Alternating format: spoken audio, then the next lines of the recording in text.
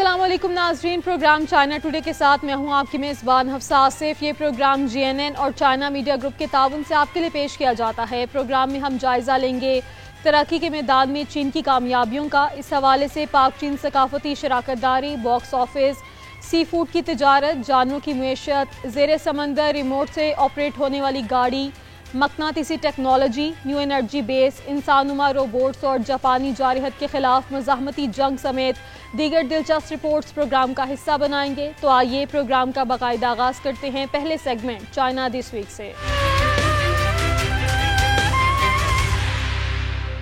پاکستان کے وفاقی وزیر برائے قومی ورثہ اور ثقافت اورنگزیب خان کھجی نے پاکستان اور چین کے درمیان مثالی تعلقات کو سراہا۔ میڈیا، فنون لطیفہ اور تخلیقی صلاحیتوں کے تبادلے میں بڑھتی ہوئی شراکت داری دونوں ممالک کے درمیان باہمی تعلقات کو فروغ دے رہی ہے۔ چائنا میڈیا گروپ کو خصوصی انٹرویو کے دوران انہوں نے پاک چین ثقافتی تعاون کو خوش آئند قرار دیتے ہوئے کہا کہ ثقافتی تبادلے ہمارے درمیان رشتوں کو مضبوط بنانے اور باہمی تعلقات کو مزید گہرا کرنے میں اہم کردار ادا کر رہے ہیں۔ پاکستان کے وفاقی وزیر برائے قومی ورثہ اور ثقافت اورنگزیب خان کھچی نے پاکستان اور چین کے مثالی تعلقات کو سراہتے ہوئے اس بات پر زور دیا ہے کہ میڈیا، فنون لطیفہ اور تخلیقی تبادلوں کے شعبوں میں بڑھتی ہوئی ثقافتی شراکت داری دونوں ممالک کے درمیان گہری باہمی سمجھ بوجھ کو فروغ دے رہی ہے۔ چائنا میڈیا گروپ کو خصوصی انٹرویو دیتے ہوئے انہوں نے دونوں ممالک کے درمیان ثقافتی تعاون میں تازہ ترین پیش رفت کو خوش آئند قرار دیا۔ اورنگزیب خان کھچی نے مزید کہا کہ پچھلے ماہ ہمارے کچھ نوجوان فنکاروں کا ایک گروپ چین گیا۔ تقریباً 12 فنکاروں نے وہاں پرفارم کیا اور ہمارے چینی میزبانوں نے ان کے فن کو بہت سراہا۔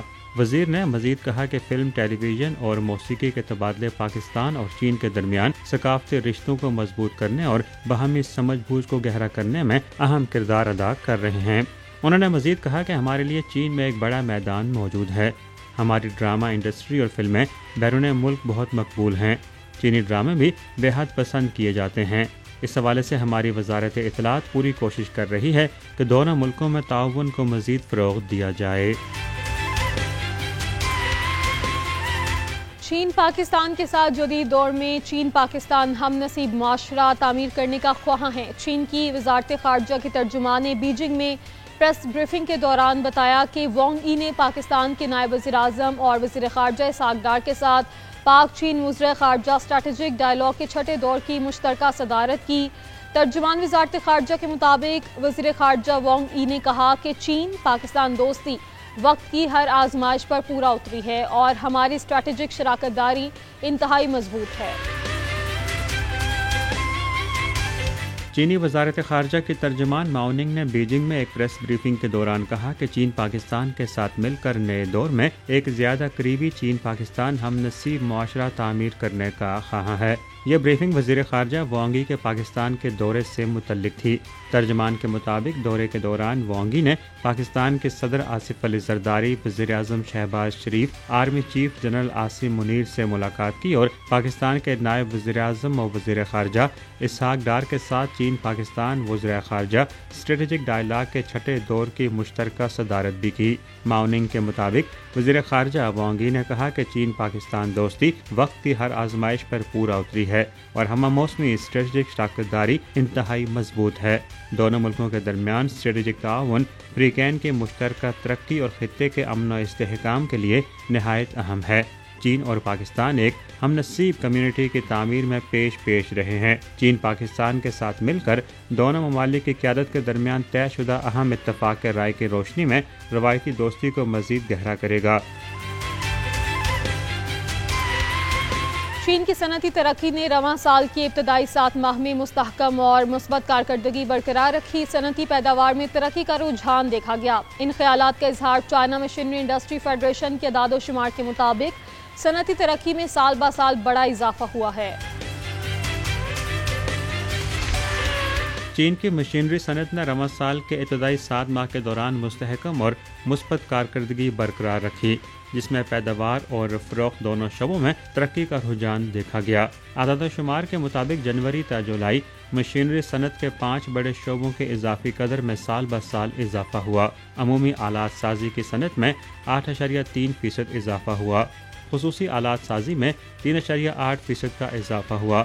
آٹوموٹیو مینوفیکچرنگ میں 10.9% کی ترقی ریکارڈ کی گئی۔ برقی مشینری اور آلات سازی میں 11.9% اضافہ ہوا اور آلات پیمائش اور میٹر سازی کی صنعت میں 7.1% کی ترقی ہوئی۔ سرمایہ کاری کے لحاظ سے بھی عمومی، خصوصی اور آٹوموٹیو مینوفیکچرنگ شعبوں میں مستحکم ترقی دیکھی گئی۔ نمائندہ مصنوعات میں میٹل کٹنگ مشین ٹولز کی مجموعی پیداوار 4,80,000 یونٹ رہی، جو 13.9% سال بہ سال اضافہ ہے۔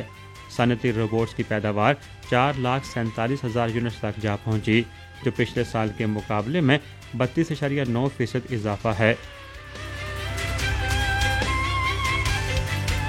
چین کی سال 2025 کی باکس آفس آمدنی 11 ارب یوان سے تجاوز کر گئی۔ فلموں نے سر فہرست 3 پوزیشنز پر سبقت برقرار رکھی۔ فلم ڈیڈ ٹو رائٹس، جو دوسری جنگ عظیم کے دوران نانجنگ کے قتل عام پر مبنی ہے، 25 جولائی کو ریلیز کے بعد سے 2.75 ارب یوان کا بزنس کر چکی ہے اور باکس آفس پر پہلے نمبر پر ہے۔ دوسرے نمبر پر نو باڈی ہے، جو مشہور animation series یاؤ Chinese folk tells کا اسپن آف ہے۔ چین کی 2025 کی گرمیوں کی باکس آفس آمدنی اتوار تک 11 ارب یوان سے تجاوز کر گئی، جس میں ملکی فلموں نے سر فہرست 3 پوزیشنوں پر سبقت برقرار رکھی۔ فلم ڈیڈ ٹو رائٹس، جو دوسری جنگ عظیم کے دوران نانجنگ قتل عام پر مبنی ہے، 25 جولائی کو ریلیز کے بعد سے 2.75 ارب یوان کما چکی ہے اور پہلے نمبر پر ہے۔ دوسرے نمبر پر نو باڈی ہے، جو مشہور animation series یاؤ Chinese folk tells کا اسپن آف ہے۔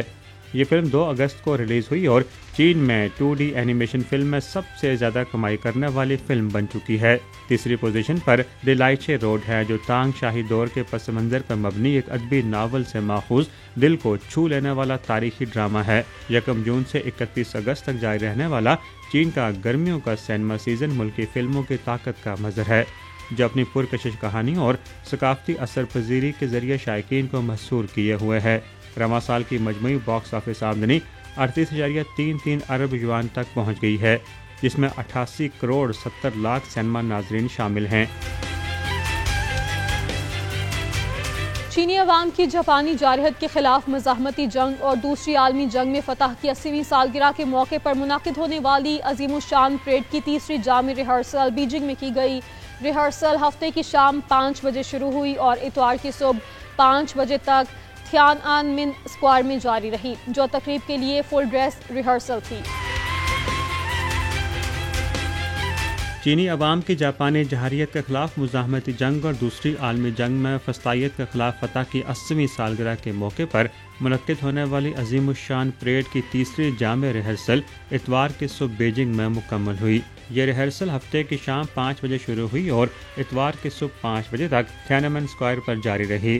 منتظمین کے مطابق یہ ریہرسل جامع اور تمام عناصر پر مشتمل تھی اور یہ تقریب کے لیے آخری جامع ریہرسل بھی تھی۔ اس کا مقصد تمام مراحل اور حصوں کے درمیان ہم آہنگی کو جانچنا اور پریڈ کی کامیابی کے لیے مضبوط بنیاد رکھنا تھا۔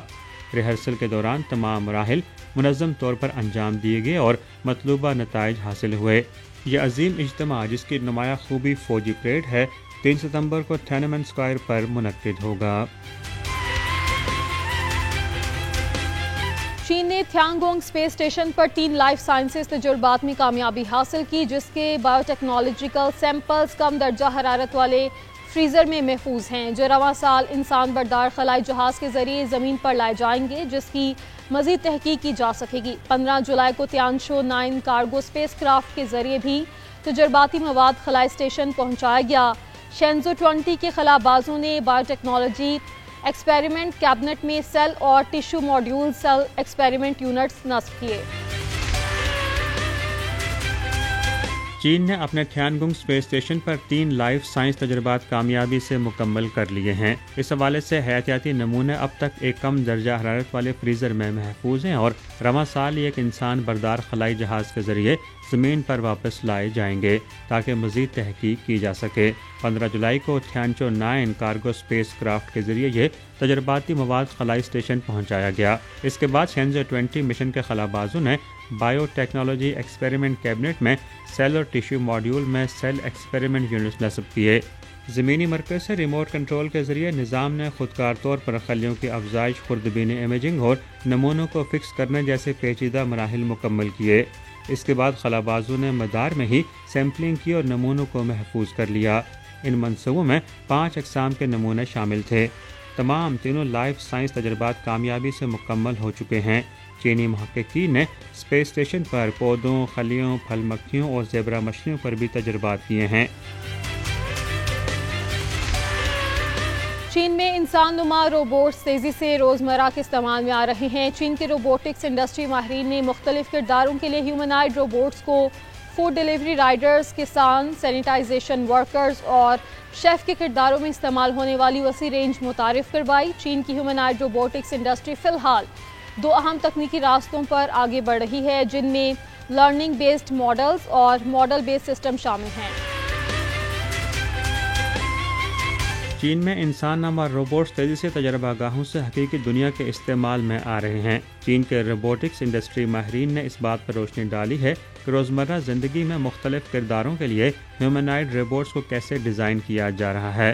فوڈ ڈیلیوری رائڈرز، کسانوں، سینیٹیشن ورکرز اور شیف کے کرداروں میں ماڈلز نے لاجسٹکس سے لے کر زراعت اور عوامی خدمات تک ممکنہ استعمال کے رینج کو واضح کیا ہے۔ چین کی ہیومنائڈ روبوٹکس انڈسٹری فی الحال 2 اہم تکنیکی راستوں پر آگے بڑھ رہی ہے، جن میں سیکھنے پر مبنی اور ماڈل پر مبنی نظام شامل ہیں۔ سیکھنے پر مبنی روبوٹس میں انسانوں کی مانند لچکدار حرکات ہوتی ہیں، جبکہ ماڈل پر مبنی روبوٹس درستگی، معیاریت اور کام کی انجام دہی میں مہارت رکھتے ہیں۔ جیسے جیسے مارکیٹ کا پھیلاؤ جاری ہے، ڈیولپر دونوں نقطہ نظر کو یکجا کر کے حقیقت پسندی اور استحکام دونوں حاصل کرنے کی کوشش کر رہے ہیں۔ توازن اور حرکیات سے آگے بڑھتے ہوئے اب ڈیولپر ہیومنائڈ روبوٹس کو لارج AI ماڈل سے چلنے والے دماغ دینے پر توجہ مرکوز کر رہے ہیں، تاکہ اعلیٰ سطح کی فیصلہ سازی اور مطابقت پذیری کو ممکن بنایا جا سکے۔ چین کی برقی مقناطیسی لانچ ٹیکنالوجی میں نمایاں پیش رفت ہوئی ہے۔ مقناطیسی لانچ ٹیکنالوجی کے کئی اہم شعبوں میں چین نے سبقت حاصل کر لی ہے۔ نیشنل مقناطیسی لانچ ٹیکنالوجی فورم کے دوسرے اجلاس کا انعقاد چین کے شہر ووہان میں کیا گیا۔ فورم میں سول اور عسکری شعبوں سے تعلق رکھنے والے ماہرین نے شرکت کی۔ برقی مقناطیسی لانچ سسٹم، میٹیریلز اور توانائی کے ذخائر سمیت 10 سے زائد کلیدی شعبوں میں اہم ترین پیش رفت پر تبادلہ خیال ہوا۔ چین کی برقی مقناطیسی لانچ ٹیکنالوجی میں نمایاں پیش رفت ہوئی ہے اور کئی اہم شعبوں میں چین نے سبقت حاصل کر لی ہے۔ یہ بات قومی برقی مقناطیسی لانچ ٹیکنالوجی فورم کے دوسرے اجلاس میں سامنے آئی، جس کا انعقاد چین کے وسطی صوبہ ہوبے کے شہر ووہان میں کیا گیا تھا۔ فورم میں عسکری اور سول شعبوں سے تعلق رکھنے والے ماہرین اور اسکالرز نے شرکت کی، جہاں برقی مقناطیسی لانچ سسٹمز، مٹیریلز، توانائی کے ذخائر اور ویپن سائنس سمیت 10 سے زائد کلیدی شعبوں میں جدید ترین پیش رفت پر تبادلہ خیال کیا گیا۔ تقریب میں مدعو 120 ماہرین نے خصوصی خطابات کیے، جن میں اس شعبے کو درپیش اہم رکاوٹوں اور ان کے جدید حل پر روشنی ڈالی گئی۔ چینی ماہرین نے کہا کہ وہ بطور سائنسی اور تکنیکی کارکن ہمیشہ اپنے ملک کی بڑی اسٹریٹجک ضروریات کو رہنما اصول بناتے ہیں اور قومی حالات کے مطابق کام کرتے ہیں۔ انہوں نے برقی مقناطیسی لانچ ٹیکنالوجی کی مسلسل کھوج کی ہے اور بنیادی تحقیق، کلیدی ٹیکنالوجیز اور انجینئرنگ اپلیکیشنز میں نمایاں ترقی حاصل کی ہے۔ چین کی قومی سطح پر تیار ہونے والی سمندر میں 6000 میٹر گہرائی تک ریموٹ سے آپریٹ ہونے والی گاڑی نے بحیرہ جنوبی چین میں آزمائشی سفر کامیابی سے مکمل کر لیا۔ شنگھائی جیاؤتونگ یونیورسٹی کی تیار کردہ ہائیچن نامی گاڑی نے سفر کے دوران 4140 میٹر کی گہرائی تک سفر کیا۔ ہائیچن جدید ہائی ڈیفینیشن کیمروں، روبوٹک بازوؤں، سونار سسٹم اور سینسر سے لیس ہے۔ چین کی ملکی سطح پر تیار کردہ ہائیچن نامی 6000 میٹر گہرائی تک جانے والی ریموٹلی آپریٹڈ زیر سمندر گاڑی نے بحیرہ جنوبی چین میں کامیاب گہرے سمندر کا سفر مکمل کر لیا ہے۔ شنگھائی جیاؤتونگ یونیورسٹی کی تیار کردہ اس RAV نے اپنے آزمائشی سفر کے دوران 4140 میٹر کی گہرائی تک رسائی حاصل کی۔ ہائیچن جدید ہائی ڈیفینیشن کیمروں، روبوٹک بازوؤں، سونار سسٹمز اور سینسر سے لیس ہے۔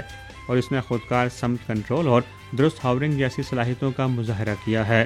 3.6 ٹن وزنی اس RAV نے کامیابی سے گہرے سمندر سے حیاتیاتی نمونے اور تلچھٹ اکٹھے کیے، جنہیں تحقیقاتی بحری جہاز چنگ شاندیشو پر منتقل کیا گیا۔ اہم پیش رفت یہ بھی رہی کہ اسی سفر میں ہائیدو نامی مکمل سمندری گہرائی میں جانے والا خودکار اور ریموٹ کنٹرول جہاز بھی بیک وقت استعمال ہوا۔ یہ پہلا موقع تھا کہ ایک ہی چینی تحقیقی بحری جہاز سے 2 مختلف بغیر پائلٹ آبدوزوں نے مشترکہ سائنسی آپریشن انجام دیے۔ چین کے ساحلی علاقے بہائی میں ماہی گیری پر عائد پابندی کے خاتمے کے بعد سے سمندری خوراک کی تجارت میں نمایاں اضافہ دیکھا جا رہا ہے۔ صبح سے پہلے ہی ماہی گیر کشتیاں سمندری خوراک کے ساتھ ساحل پر پہنچانا شروع ہو جاتی ہیں، مچھلی کے تاجروں اور مقامی باشندوں کو تازہ مچھلی فراہم کرتی ہیں۔ چیاوگانگ کی بندرگاہ پر سمندری خوراک کی تجارت کا وقت صبح 3 بجے سے 5 بجے تک ہے۔ چین کے جنوبی ساحلی علاقے گوانگشی کے شہر بہائی میں 16 اگست کو سالانہ ماہی گیری پر عائد پابندی کے خاتمے کے بعد سے سمندری خوراک کی تجارت میں نمایاں اضافہ دیکھنے میں آیا ہے۔ صبح سے پہلے ہی ماہی گیری کشتیاں ساحل پر پہنچنا شروع ہو جاتی ہیں اور مختلف اقسام کے سمندری خوراک لاتی ہیں، جس نے تھوک فروشوں اور مقامی باشندوں کو تازہ مچھلی خریدنے کے لیے متوجہ کیا۔ قصبہ چیاوگانگ کی بندرگاہ پر سمندری خوراک کی تجارت کا عروج صبح 3 بجے سے 5 بجے کے درمیان ہوتا ہے۔ سمندری خوراک کی مسلسل آمد کے ساتھ ہی ٹرک بھی بڑی تعداد میں پہنچتے ہیں۔ کارکن گنتی، چھانٹی، تول اور پیکنگ میں مصروف رہتے ہیں تاکہ سی فوڈ کو چین بھر کی منڈیوں تک پہنچایا جا سکے۔ بہائی میں اس سال اب تک 4751 ماہی گیری کشتیاں رجسٹرڈ ہو چکی ہیں۔ پابندی کے خاتمے کے بعد یہ کشتیاں باری باری سمندر کی طرف جا رہی ہیں اور مختلف سمندری خوراک پکڑ رہی ہیں۔ چیاوگانگ کے ای کامرس وینڈرز کو صرف ہفتے کے دن تقریباً 5200 آرڈرز موصول ہوئے، جن سے 16 لاکھ یوان کی آن لائن فروخت ہوئی۔ چین میں پالتو جانوروں کی خوراک ملک میں بڑھتی ہوئی پالتو جانوروں کی صنعت کا سب سے بڑا شعبہ ہے۔ اس شعبے میں پالتو جانوروں کی خوراک تیار کرنے والی معروف کمپنیاں بھی پیش ہیں۔ اعداد و شمار کے مطابق پالتو جانوروں کی خوراک کی مارکیٹ سال 2024 میں 23,000 بلین ڈالر تک پہنچ گئی، جو سال 2025 میں 24.48 بلین ڈالر سے تجاوز کرنے کی توقع ہے۔ چین میں پالتو جانوروں کی خوراک ملک میں بڑھتی ہوئی پالتو جانوروں کی معیشت کا سب سے بڑا شعبہ ہے۔ اس شعبے میں پالتو جانوروں کی خوراک تیار کرنے والی معروف کمپنیاں پیش ہیں۔ اس صنعت کے اعداد و شمار کے مطابق پالتو جانوروں کی خوراک کی مارکیٹ 2024 میں تقریباً 23 بلین امریکی ڈالر تک پہنچ گئی اور 2025 میں تقریباً 24.48 بلین امریکی ڈالر سے تجاوز کرنے کی توقع ہے۔ پالتو جانوروں کے مالکان خوراک کا انتخاب کرتے وقت غذائی توازن پر زیادہ توجہ دیتے ہیں اور مستند عملے سے مخصوص مشورے طلب کیے جاتے ہیں۔ اس عمل میں ویٹرنری ڈاکٹرز بھی اہم کردار ادا کر رہے ہیں، جو پالتو جانوروں کی عمر، نشوونما اور صحت کی صورتحال کی بنیاد پر خوراک کا تعین کرتے ہیں۔ اس ضمن میں موٹاپے سے بچاؤ اور توانائی برقرار رکھنا توجہ کے اہم نکات ہیں۔ چین میں پالتو جانوروں کے حوالے سے ایک حالیہ رپورٹ سے پتہ چلتا ہے کہ 2024 میں 1990 کی دہائی میں پیدا ہونے والے افراد پالتو جانوروں کے مالکان کا 41.2% ہیں، جبکہ 2000 کی دہائی میں پیدا ہونے والے افراد 25.6% ہیں۔ یہ نوجوان آبادی صحیح اور خصوصی اجزاء والی پالتو جانوروں کی خوراک کی مانگ کو بڑھا رہی ہے۔ چین کے اندرونی منگولیا خود اختیاری علاقے کا شہر اوردوس غیر ملکی سیاحوں بالخصوص جنوبی کوریا سے آنے والے مہمانوں کا نیا مرکز بن گیا ہے۔ اس کی بڑی وجہ خصوصی سیاحتی تجربات، ویزا فری سہولت اور براہ راست چارٹر پروازیں ہیں۔ جنوبی کوریا سے اوردوس آنے والی چارٹر پرواز میں سیاح ایسے مناظر شوق سے دیکھنے آتے ہیں جو ان کے ملک میں دستیاب نہیں۔ صحرا کے وسط میں اسپیس کیپسول طرز کے ہوٹل، طلوع اور غروب آفتاب کے دلکش نظارے، وسیع صحرا میں اونٹ پر سواری اور ریتلے ٹریک پر تجربات فراہم کرتے ہیں۔ چین کے اندرونی منگولیا خود اختیاری علاقے کا شہر اوردوس اس گرمیوں میں غیر ملکی سیاحوں بالخصوص جنوبی کوریا سے آنے والے مہمانوں کا نیا مرکز بن گیا ہے۔ اس کی بڑی وجہ خصوصی سیاحتی تجربات، ویزا فری سہولت اور براہ راست چارٹر پروازیں ہیں۔ جنوبی کوریا سے اوردوس آنے والے چارٹر پرواز میں سیاح ایسے مناظر شوق سے دیکھنے آتے ہیں جو ان کے ملک میں دستیاب نہیں۔ اردس کے ینکن تالہ سیاحتی مقام پر صحرا کے وسط میں 82 اسپیس کیپسول طرز کے ہوٹل موجود ہیں۔ یہ غیر معمولی مقام طلوع غروب آفتاب کے دلکش نظارے، وسیع صحرا کی اونٹ پر سواری اور ریتلے ٹریک پر موٹر بائیک چلانا جیسے منفرد تجربات فراہم کرتا ہے۔ سیاحوں کے نزدیک یہاں انہوں نے سبزہ زاروں میں سفر کیا۔ جنوبی کوریا میں ایسا تجربہ مشکل ہے۔ یہ واقعی اردس کی منفرد سرگرمی ہے۔ ریتلے راستوں پر ڈیزرٹ موٹر بائیک چلانا بہت ہی سنسنی خیز رہا۔ کوریائی ٹور گروپ منتظمین کے مطابق اونٹ کی سواری صرف ٹی وی پر یا خوابوں میں دیکھی جا سکتی تھی، مگر یہاں حقیقت میں ممکن ہوئی۔ چین کے شمال مغربی خود اختیاری علاقے میں سیاحت میں زبردست اضافہ ہو رہا ہے۔ معیشت اور روزگار کے فروغ میں مددگار ثابت ہوگا۔ ارومچی کے نمایاں سیاحتی مقام سیاحوں سے کھچا کھچ بھرے ہوئے ہیں، جہاں لوگ دل کھول کر تفریحی لمحات سے لطف اندوز ہوتے نظر آ رہے ہیں۔ اعداد و شمار کے مطابق سنکیانگ میں سیاحوں کے دوروں کی تعداد 132 ملین سے تجاوز کر گئی۔ چین کے شمال مغربی علاقے سنکیانگ ویغور خود اختیار علاقے میں سیاحت میں زبردست اضافہ ہوا ہے، جس نے مقامی معیشت اور روزگار کو فروغ دیا ہے۔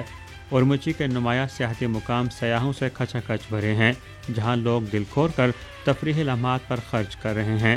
اعداد و شمار کے مطابق رواں سال کی پہلی شش ماہی میں سنکیانگ میں سیاحوں کے دوروں کی تعداد 132 ملین سے تجاوز کر گئی، جبکہ سیاحتی اخراجات 142 ارب یوان سے زائد تک پہنچ گئے۔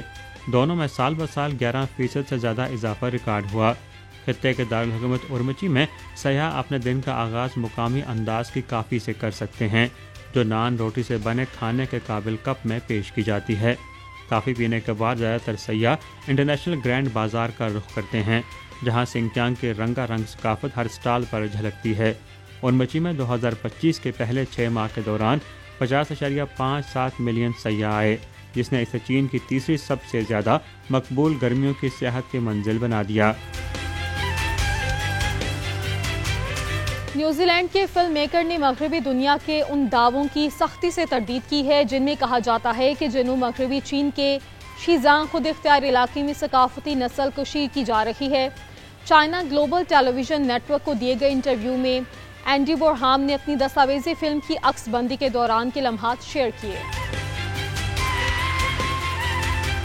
نیوزی لینڈ کے ایک فلم ساز نے مغربی دنیا کے ان دعووں کی سختی سے تردید کی ہے جن میں کہا جاتا ہے کہ چین کے جنوب مغربی شیزانگ خود اختیار علاقے میں ثقافتی نسل کشی کی جا رہی ہے، بالخصوص زبان کی تعلیم کے حوالے سے۔ چائنا گلوبل ٹیلی ویژن نیٹ ورک کو دیے گئے ایک حالیہ انٹرویو میں اینڈی بورہم، جو شنگھائی ڈیلی کے ویڈیو ڈائریکٹر اور کالم نگار ہیں، نے اپنی دستاویزی فلم کی تیاری کے دوران کے تجربات شیئر کیے۔ انہوں نے بتایا کہ تبتی زبان مقامی اسکولوں میں آزادانہ طور پر پڑھائی جاتی ہے، جبکہ مینڈرن اور انگریزی بطور لازمی مضامین شامل ہیں تاکہ طلباء کے ابلاغی صلاحیتوں میں اضافہ ہو۔ بورہم نے مغربی الزامات کو مضحکہ خیز قرار دیا، کیونکہ حقیقت اس کے برعکس ہے۔ ان کے مطابق چین میں مینڈرن وہ قومی زبان ہے جو پورے ملک کو ایک دوسرے سے جوڑتی ہے، بالکل اسی طرح جیسے دنیا میں انگریزی کا کردار ہے۔ لہٰذا مینڈرن سیکھنے کو ثقافتی نسل کشی کہنا سراسر غیر منصفانہ اور منافقانہ ہے۔ چین کے صحرائے تھنگ گیلی میں موجود نیو انرجی بیس چین کی قومی اصلاحات کمیشن اور نیشنل انرجی ایڈمنسٹریشن سے منظور شدہ انرجی بیسز میں سے ایک ہے۔ یہ ننگشیا ہونان ڈی سی منصوبے کا بھی ایک اہم حصہ ہے، جو چین میں صحرائی فوٹو وولٹک بیسز کی ترقی اور نئی توانائی کے ترسیل کے لیے بنایا گیا پہلا ultra high voltage transmission channel ہے۔ چین کے ننگشیا خود اختیار علاقے چونگوے میں صحرائے تھنگیلی میں موجود یہ نیو انرجی بیس چین کے قومی ترقی و اصلاحات کمیشن اور نیشنل انرجی ایڈمنسٹریشن کی جانب سے منظور شدہ پہلے 10 ملین کلو واٹ سطح کے انرجی بیس میں سے ایک ہے۔ یہ ننگشیا ہونان ڈی سی منصوبے کا بھی ایک اہم حصہ ہے، جو کہ چین میں صحرائی فوٹو وولٹک بیسز کی ترقی اور نئی توانائی کی ترسیل کے لیے بنائی گئی پہلی ultra high voltage transmission channel ہے۔ نیشنل انرجی گروپ نے اعلیٰ معیارات اور مؤثر تعمیر پر عمل کرتے ہوئے 14ویں 5 سالہ قومی منصوبے کے دوران 10 ملین کلو واٹ سطح کا یہ بیس سب سے تیزی سے مکمل کیا، جو کہ ملک بھر میں نئی توانائی بیسز کی جامع ترقی کے لیے ایک مثال ہے۔ اس منصوبے کی بدولت جہاں متبادل توانائی کے ذرائع میں اضافہ ہوا ہے، وہیں صحرا زدگی کی روک تھام میں بھی مدد ملی ہے۔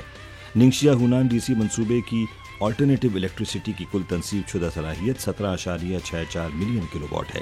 یہ منصوبہ 5 صوبوں اور ایک شہر سے گزرتا ہے، جن میں ننگشیا، گانسو، شانزی، چونگچنگ، ہوبے اور ہونان شامل ہیں۔ اس کی کل لمبائی 1634 کلومیٹر ہے۔ منصوبے میں نئی توانائی کی کل تنصیب شدہ صلاحیت کا منصوبہ 13 ملین کلو واٹ ہے، جس میں 9 million kilowatt photovoltaic بجلی کی پیداوار اور 4 million kilowatt wind power شامل ہے۔ یہاں وقت ہے ایک بریک کا، آپ دیکھتے رہیے GNN۔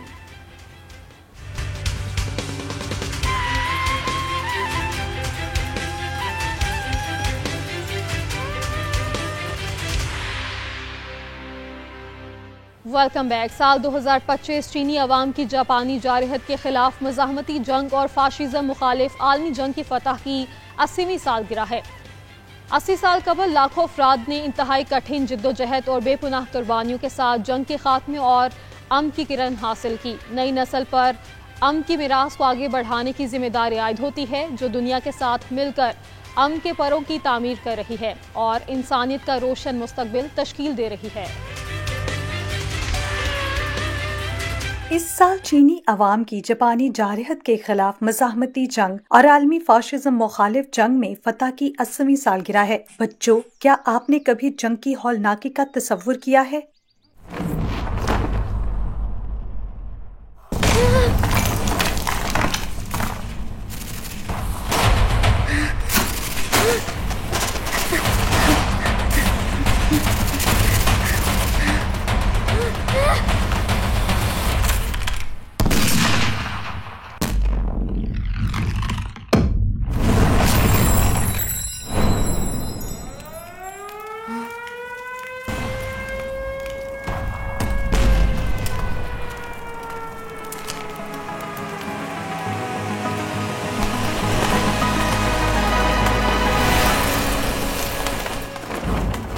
اس دنیا میں آج بھی بہت سے ممالک اور عوام جنگوں کا سامنا کر رہے ہیں۔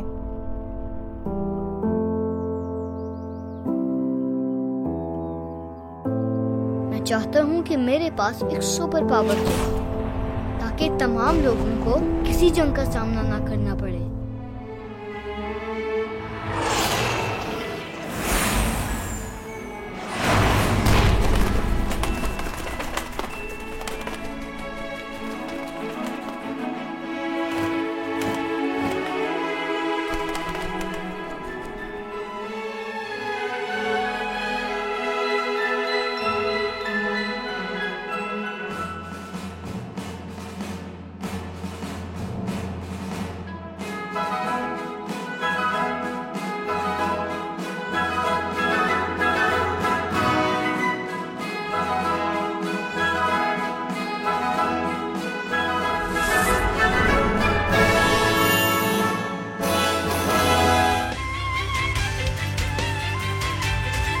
پاکستان کے دارالحکومت اسلام آباد میں شنگھائی تعاون تنظیم کے 25ویں سربراہی اجلاس کے حوالے سے اہم سیمینار کا انعقاد کیا گیا، جس میں مختلف شعبوں سے تعلق رکھنے والے ماہرین نے شرکت کی۔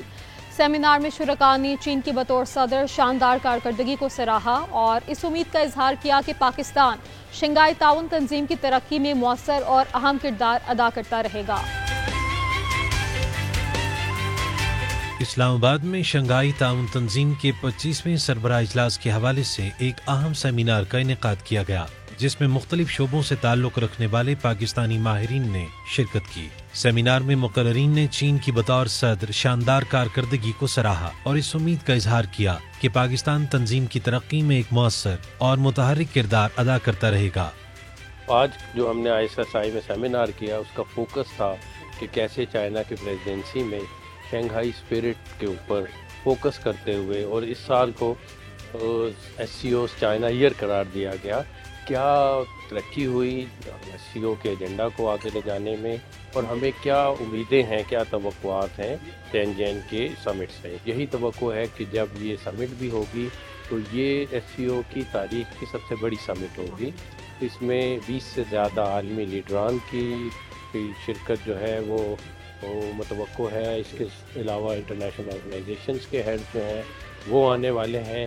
امکان یہی ہے کہ سمٹ کے آؤٹ کمز میں کچھ نئی چیزیں آئیں گی۔ تینجین ڈیکلریشن آئے گا، ہو سکتا ہے کہ اس آرگنائزیشن کو مزید بڑھانے کی بات کی جائے اور ایک 10 سالہ ڈیولپمنٹ اسٹریٹجی بھی آؤٹ لائن کی جائے گی۔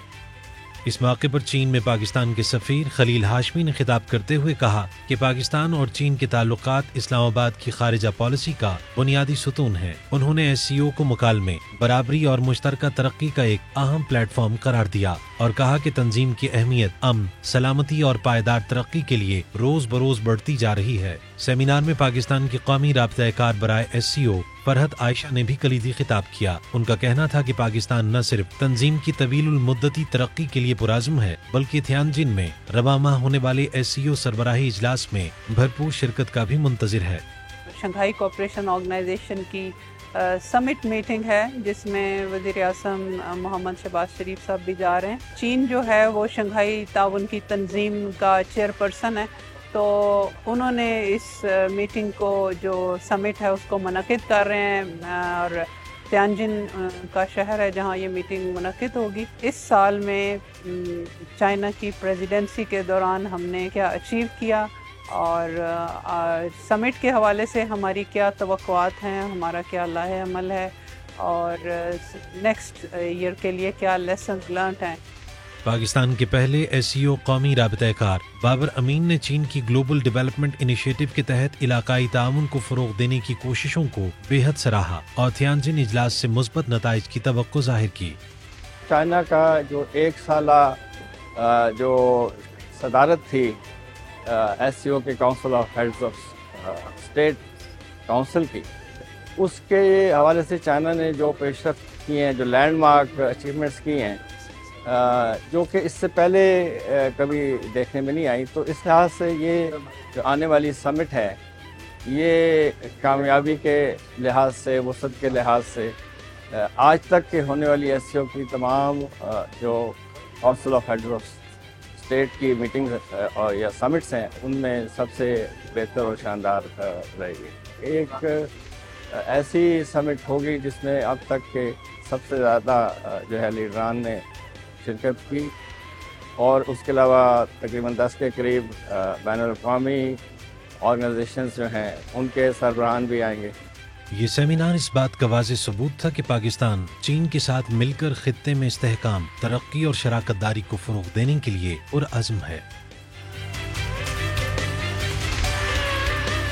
پاکستان کے صوبہ سندھ کے صحرائی علاقے تھر پارکر کا خشک ترین علاقہ، جہاں تپتی دھوپ اور ریت کے اڑتے زراعت رہائشیوں کے لیے واحد مشکل نہیں۔ ماضی میں سماجی روایات نے مردوں کے کام سمجھ کر کچھ پیشوں کے لیے خواتین کو روکا ہوا تھا۔ ان سماجی چیلنجز کے علاوہ خواتین کو روز کی جنگ لڑنا پڑتی تھی۔ خطے میں جہاں پانی کی قلت ہے وہیں بجلی بھی برائے نام ہے اور زندگی ایک مسلسل جد و جہد ہے۔ ایسے میں تھر پارکر کی سنگھاری امید اور تبدیلی کی نئی کرن بن کر ابھری ہے دنیا کی پہلی خاتون ڈمپ ٹرک ڈرائیور۔ دیکھیے اس رپورٹ میں۔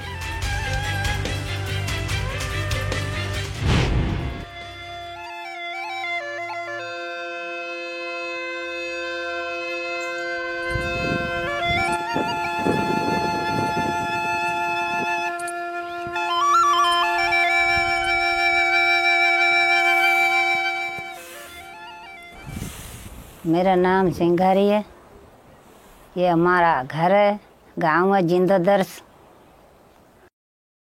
سر یہاں پہ تو مشکلات بہت ہے، یہاں تو بارہڑی ہے، تھر علاقہ، واری کا علاقہ ہے۔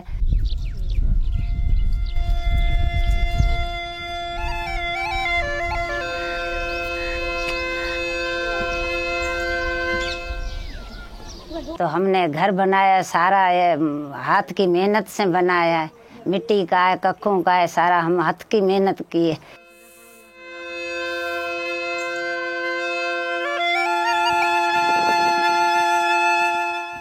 یہ تو مشکلات بہت ہے، بچے چھوٹے چھوٹے ہوتے ہیں 8-7 سال کے، وہ بھی لکڑیاں ڈونڈے سا کٹھے کر کے لے آتے ہیں۔ اسکولیں تھی نہیں، خواتین کے بہت اسپتال نہیں ہیں۔ یہ پاکستان کے جنوب مشرقی صوبے سندھ کے صحرائی علاقے تھر پارکر کا خشک ترین علاقہ ہے۔ یہاں تپتی دھوپ اور ریت کے اڑتے ذرے رہائشیوں کے لیے واحد مشکل نہیں۔ ماضی میں سماجی روایات نے کچھ پیشوں کو مردوں کے کام سمجھے جانے والے پیشے سمجھ کر خواتین کو روکا ہوا تھا۔ ان سماجی چیلنجز کے علاوہ سنگھاری کو روز کی جنگ بھی لڑنا پڑتی ہے۔ اس خطے میں جہاں پانی کی قلت ہے، بجلی ایک پرتعیش شے ہے اور زندگی ایک مسلسل جدوجہد ہے، لیکن سنگھاری امید اور تبدیلی کی ایک کرن بن کر ابھری ہے۔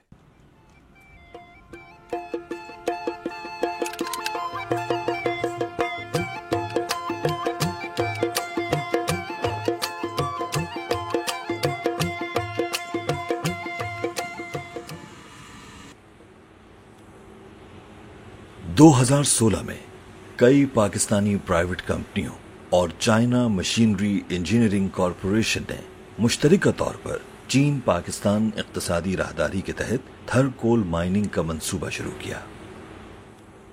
سنگھاری کا سفر اس وقت شروع ہوا جب اسے خواتین ڈرائیورز کی بھرتی کے بارے میں پتہ چلا۔ اس خبر سے اس کے دل میں ایک چنگاری اٹھی اور وہ فرسودہ سوچ کے برعکس اپنے گاؤں کی پہلی خاتون ڈمپ ٹرک ڈرائیور بننے کے راستے پر چل پڑی۔ تو ہم نے سنا اس نے پیپر بھیجا تھا، اس میں لکھا تھا تو ہم فیمیل کو جاب دے رہے ہیں، تو جو باراڑی کی جو فیمیل ہے وہ کوئی جاب کرنے کے لیے کوئی تیار ہو تو ہم جاب دیتے ہیں۔ تو ہم نے وہ پیپر دیکھا، پڑھا اور گاڑیوں میں لاریوں میں گاؤں تک بھیجا تھا، تو اس لیے ہم وہ پیپر دیکھ کر تو ہم سائٹ پہ آئے، ہم انٹری کروائی، فارم بھروایا۔ اس فارم کے وہ ہم کو تو سارا بتایا، ایسا یہ جاب ہے، یہ کوئی کرنا چاہتے ہیں تو ہم دیتے ہیں۔ تو ہمارے لیے تو موقع آ گیا۔ آغاز میں اسے اپنے خاندان اور برادری کی طرف سے کچھ مخالفت کا سامنا کرنا پڑا، لیکن اسے کچھ غیر متوقع لوگوں سے حمایت بھی ملی۔ سنگھاری کا سفر اسے سندھ اینگرو کول مائننگ کمپنی تک لے آیا، جہاں اس نے ایک نئی زندگی کو اپنایا۔ جب ہم نے یہ پروجیکٹ شروع کیا تو ہم ان خواتین کے پاس ان کے گھروں تک گئے۔ ہم نے قائل کیا ان کی فیملیز کو، ان کے شوہروں کو، والدین کو، بیٹوں کو، بھائیوں کو، کہ یہ کوئی معیوب بات نہیں ہے، ہم سب کچھ کر سکتے ہیں، یہ خواتین سب کچھ کر سکتی ہیں۔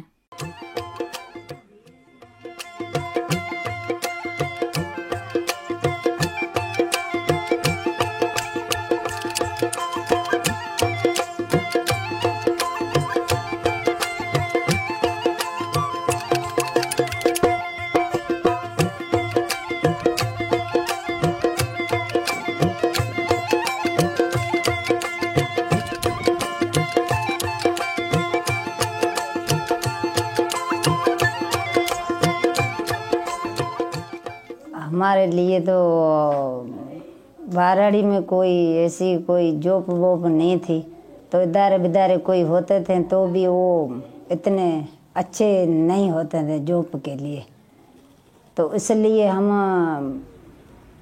میٹرک کر کے گھر بیٹھے تھے۔ ہم نے تو کبھی سوچا نہیں تھا، ہم تو جب یہ جو گاڑی چل رہے ہیں اس میں چڑھتے ہیں تو بھی ہمارا دماغ گھوم جاتا تھا۔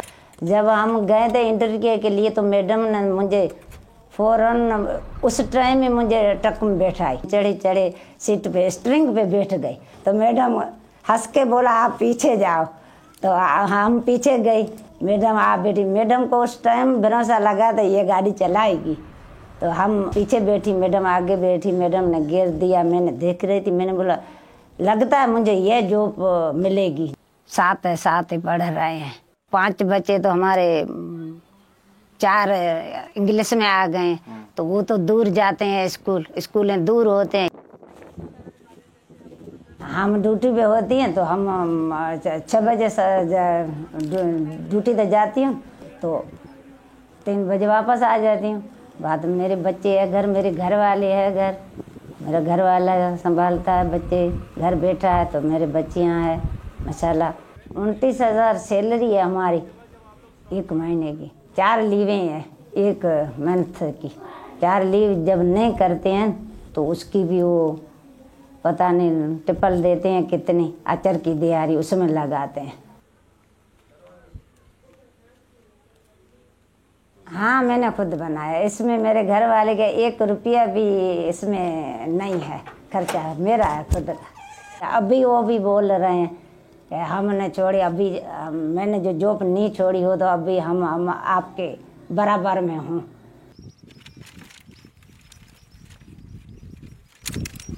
लेकिन सिंघारी का ये सफर उसके शौहर मोरूमल की हिमायत के बगैर मुमकिन न था। तो इसने बोला, ये गांव वाले ये हमारे को बरादरी वाले बोलेंगे, मैं बोले ये बोलते रहिए, ये बेनज़ीर को बोलते हैं तो बेनज़ीर अपना बड़ा काम कर ले, बेनज़ीर को बोल रहे हैं ना तो तुम, मैंने बोला तो काम अपना जारी, हम दोनों मुतमन है एक दूसरे में, तो तीसरे बंदे का कोई काम है नहीं। मेरी बच्ची 8वीं में पढ़ रही है ना, अभी वो उनका बोला मैं जब ये हवाई जहाज चला रहे तो मैं भी हवाई जहाज चला सकती हूँ। सिंघारी की ये कहानी अज़्म, तालीम और खानदानी हिमायत की ताकत की एक रोशन मिसाल है। थरपारकर के दिल में जहां मुश्किलात की कोई कमी नहीं, एक रोशनी चमक रही है जो साबित करती है कि मेहनत और यकीन से इंसान इंतहाई मुश्किल रुकावटों पर भी काबू पा सकता है। सिंघारी का सफर उम्मीद और तहरीक देने वाली एक ऐसी कहानी है जो इस सहरा में तब्दीली की किरण बनकर चमक रही है।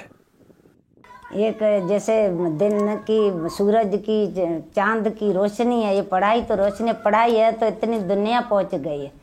जब पढ़ाई नहीं है तो कुछ नहीं है। वो भले आँखों हो, पढ़ाई नहीं है तो आँखों नहीं है, दुनिया सारी अंधी है।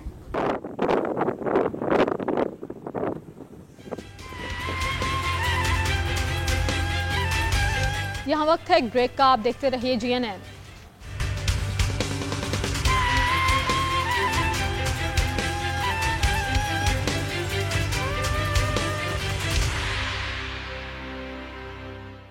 Welcome back. बारिश के कतरे की शक्ल कैसी होती है? अगर हवा की मुज़ाहमत के असर को नज़रअंदाज किया जाए तो हवा में गिरते वक्त बारिश का कतरा गोल शक्ल का होगा। ताहम हवा की मज़ाहमत के अंसर को नज़रअंदाज नहीं किया जा सकता। जब बारिश के गोल कतरे ज़मीन पर गिरते वक्त अंदर से खोखले नज़र आते हैं, जैसे प्याला उल्टाया गया हो। वजह क्या है, देखिए इस रिपोर्ट में।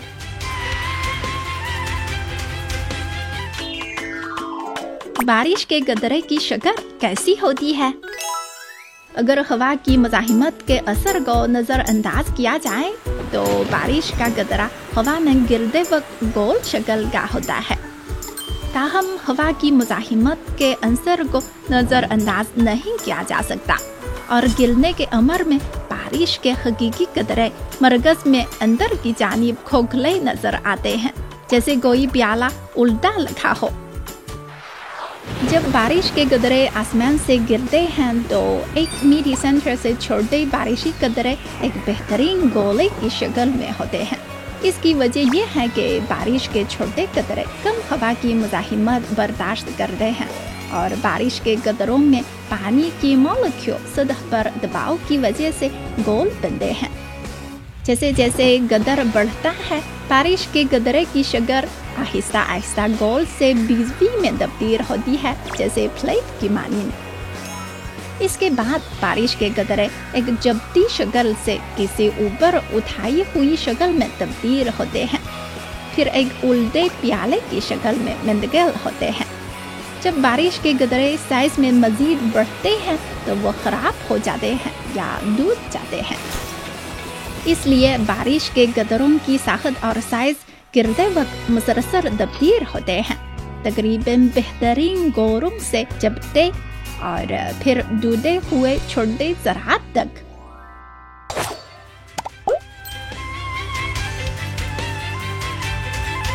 नाज़रीन, मौसम गर्मा में यालाबारी क्यों होती है? ज़मीन पर दर्जा हरारत ज़्यादा होता है और फ़ज़ा में ख़ास मकाम पर हवा ठंडी हो जाती है। बादल जब ज़मीन से ख़ास मकाम पर पहुँचते हैं तो वो कतरे ठंडी हवा में जाकर ओले की शक्ल इख्तियार कर लेते हैं और एक से ज़्यादा कतरे इकट्ठे होकर आइस क्यूब्स बन जाते हैं। यालाबारी पर ये रिपोर्ट देखिए।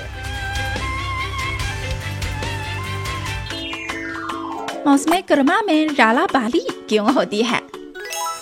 मौसम गर्मा में भी राला बारी होती है, क्योंकि मौसम गर्मा में गर्मी ज़्यादा होती है और थर्मल कंडीशंस अच्छी होती है, जिसकी वजह से थर्मल कन्वेक्शन का खतरा रहता है। जब थर्मो कन्वेक्टिव बादल एक खास ऊंचाई पर पहुंच जाता है तो बादल में मौजूद पानी के बहारात ठंडी हवा से मिलकर बर्फीले कतरों में ढल जाते हैं और यूं ठोस ओले बन जाते हैं। ये रुझान खास तौर पर मौसम गर्मा में आम है, क्योंकि मौसम गर्मा में मजबूत कन्वेक्टिव मौसम एक मामूल होता है। हवा में बहुत ज्यादा आबी बहारात होते हैं और सूरज से दबी हुई जमीन से निचली फजा को गर्म करना आसान होता है, जिससे एक इंतहाई गैर मुस्तहकम हवा का सुदून बनता है जो नीचे गर्म और ऊपर ठंडा होता है और मजबूत कन्वेक्शन होता है। फिर बारिश वाले बादल बनते हैं जो रालाबारी का सबब हो सकते हैं। ये रालाबारी के लिए एक लाज़मी शर्त है। इन बारिश वाले बादलों में हवा की ऊपर की जानिब हरकत इतनी मजबूत होती है कि ये बादलों में बढ़ते हुए औरों की सहारा देती है, ताकि बादलों में मौजूद ओले हवा के बहाव के ऊपर और नीचे होने के साथ साथ बर्फ के टुकड़ों और पानी के छोटे कतरों के साथ जम होते रहें, जिससे आइस क्यूब बनते रहें। और जबकि आइस क्यूब एक खास हद तक बढ़ जाए तो हवा का ऊपरी बहाव इसका साथ नहीं दे सकता, तो ये जमीन पर गिर जाएगा। खदा के मौसम गर्मा में भी फजा में इतने कसीफ ठंडे इलाके होते हैं जो नुक्ताए इंजात से नीचे होते हैं और औरों को तरतीब दे सकते हैं।